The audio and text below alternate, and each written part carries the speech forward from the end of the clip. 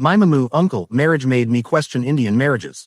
Everyone in the house was excited about the wedding, but I was confused why people were more interested in the sofa set than the bride.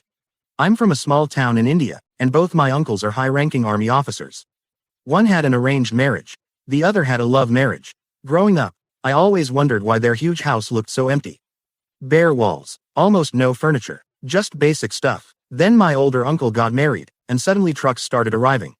Washing machine, double beds, sofa sets, fridge, dressing table, microwave, even curtains. And the weirdest part, people from the neighborhood literally came to inspect the furniture like it was some exhibition.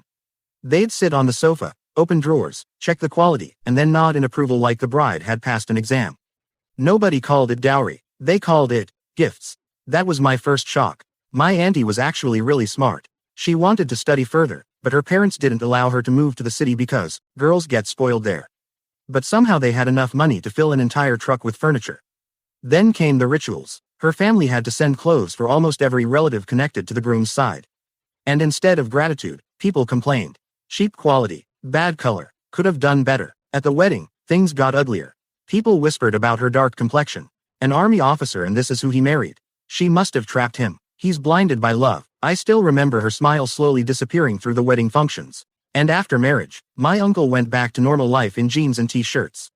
But my auntie suddenly had rules. Always wear sindoor, always wear Mangalsutra, dress like a proper daughter-in-law. If she dressed normally, my grandmother would say, "What, you want my son to die?" One day, my uncle and auntie came back late from a temple after eating outside.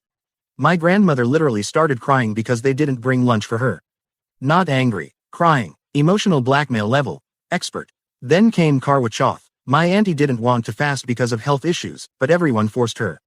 A new bride refusing to fast. You don't love your husband. That's when I realized something terrifying. In our society, marriage changes the woman's entire identity, but the man's life barely changes at all.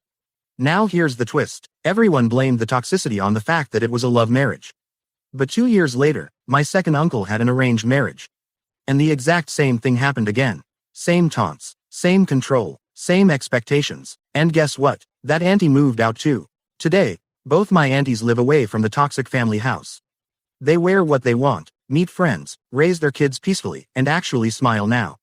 But honestly, watching all this up close made me question whether Indian marriages are really about love, or just control decorated with rituals.